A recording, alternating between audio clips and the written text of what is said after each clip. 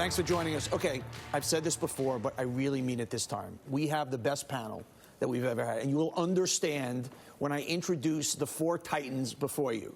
First off, Joy Reid. Joy Reid, as you know, the host of AM Joy on MSNBC. What a privilege to have you here. Thank you so much for having me. Smartest person on MSNBC. Not that it's a very high bar, but thank you. Speaking of the lower bar, my good friend, my partner, one of the best guys around. And the dumbest guy at this table. No, that is always the host on this show. The drunkest guy at this table. My main man, John Heilemann, obviously star executive producer of the Circus, most important political analyst at NBC and NBC News.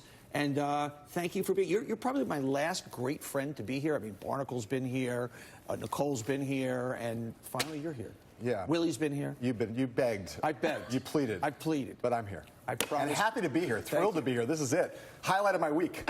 I agree with that. Nayyera, former White House senior director, former State Department senior advisor. Nice to meet you. I'm a big fan of yours. I'm Bill Maher. Thanks for being here. Appreciate and it. Also our good friend Jeremy Peters, a New York Times reporter, MSNBC contributor, one of the sane voices on Morning Joe. Okay, let's get right to the wall. Mueller's over. Message to Democrats, I'm sorry to break the news. It's time to move on. Okay. Joy, I want to start with you, and you can punch holes in this. There are two parts to this story. Yep. We can't keep just staring at ourselves. We can't keep talking about impeachment that's not going to happen or shouldn't happen. That doesn't mean we don't fight. I think we have to fight harder than ever. And my good friend Joe Scarborough, who's wrong all the time, has no fashion sense, was so right on yesterday when he started to talk, or 2 days ago. It's war. We got to stop fighting the nice guy stuff. So, two-part question. Number one, do you agree with the thesis that it's time to take from the Mueller report, but move away from impeachment? It's not the winning formula, and it's time to fight differently. I 100% disagree with you. I knew you would. That's why I started with you. Well, I wasn't going to go to the sycophant Heilemann, so thank you. Well, you know, well, here's the reality. Yes, I think most of what you said I agree with. Donald Trump clearly committed obstruction of justice. He can't be indicted for it because he's president. The only thing protecting him from being prosecuted is the job he has now. So he will do anything to stay in it. Correct. Let's be clear. His voters will crawl over broken glass to keep him there because he's giving them what they want, which is this racial dogma that makes them feel superior to everyone else. So fine. But Democrats can't run away from two things. Number one, if he broke the law, the only people who can indict him is the House.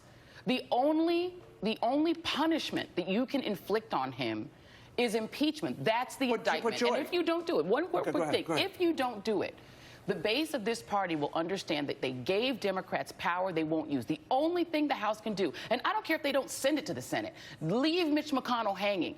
Indict this man so your base will know you're fighting him and that you don't recognize the legitimacy of his election. If you concede that whatever he did, he's still legitimately there, and you're going to fight him in an election where Russia, Saudi Arabia, Iran, everyone else is fighting with him. And that's what we got to focus on. I guess as a business guy, I was always looking. There was never a meeting I had that was about what's happening today. It's a year, 2 years, 3 years down the road. And I keep saying, if the game is get the ogre out of office, and that is the only game. Nothing else matters. Single-payer health insurance doesn't matter. Climate control doesn't matter. Get him out of office. The right tactic, you're smiling at me already. You said climate control a second ago. Like, is that your Mercedes? You got no, I'm just saying that's not the issue now. You got an air conditioning issue in your car? What's the problem here, Donny?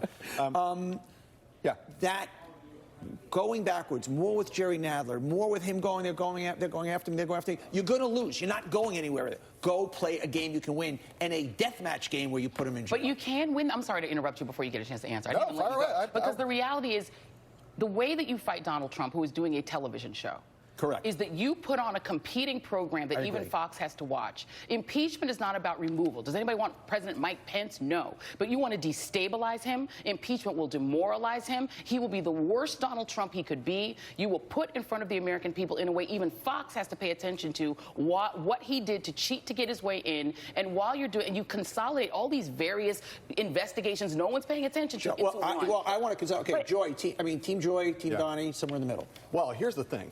And you're going to love this, because I'm going to agree with both of you, and it's impossible to do. It's possible to do. It's possible to do, because here's the thing. The Democrats should have, when they took over the House of Representatives, the day the Mueller report dropped, they should have moved for impeachment of Donald Trump. They should have done it the week after that, the week after that, any other time. But they didn't. And today, if Nancy Pelosi were at the table, I'd say, cancel the summer recess and start the impeachment process now. Because I think Joy's right. And I think more importantly for history, you can't let this kind of behavior be normalized. You can't let a president get away without some institutional body saying a president cannot behave this way. However, and this is where I agree with you, the problem is that Democrats aren't going to, they didn't do it when they should have done it 2 months in April, March, April, May, June, July. They're not going to do it in August, right?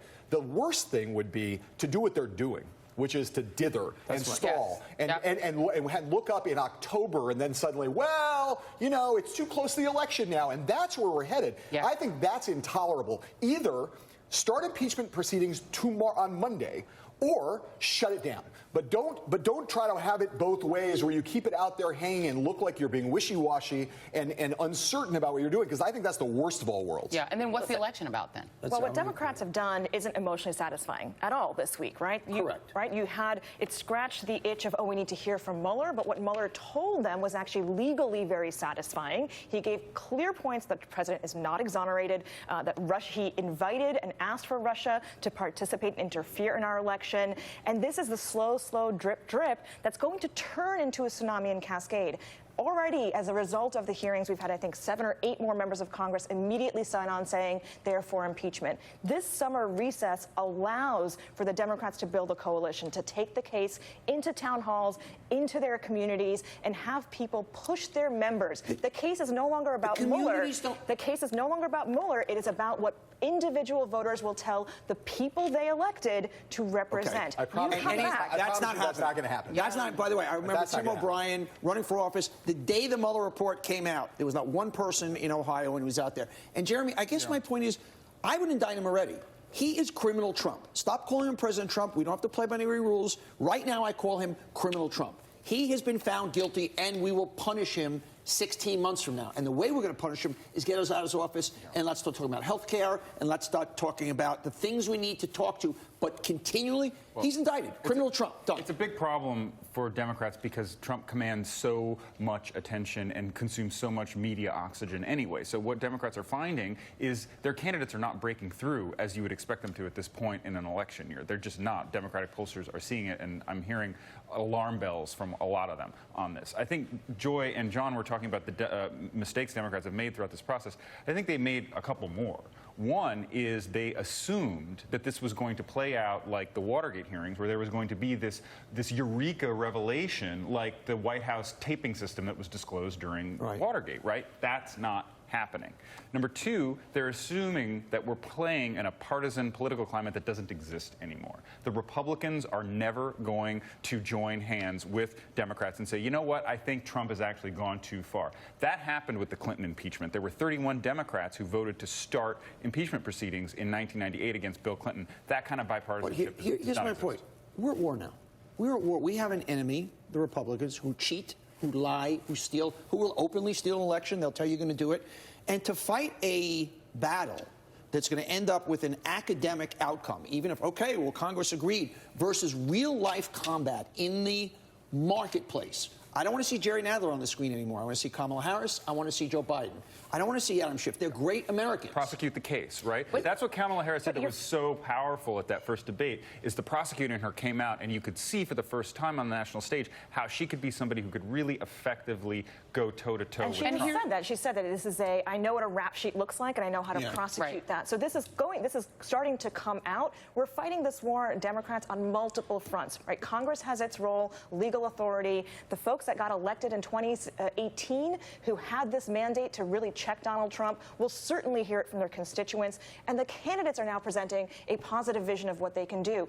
Even just one day of Mueller hearings, if you saw that, one day of congressional hearings had him tweeting like he was crazy. Yeah. It certainly is destabilizing him. And the trick for Democrats is to maintain that destabilization of Trump for the next 16 months, while also doing a positive message from the candidates. Just the final thought I want to say when we move on to the next panel is that I love Michelle Obama. It's no longer they go low, we do whatever we have to do. And I'm concerned the more we kind of dig backwards with Mueller, and the more we play there, we can't go to the kind of warfare we need to go to. Okay, my plea to Democrats.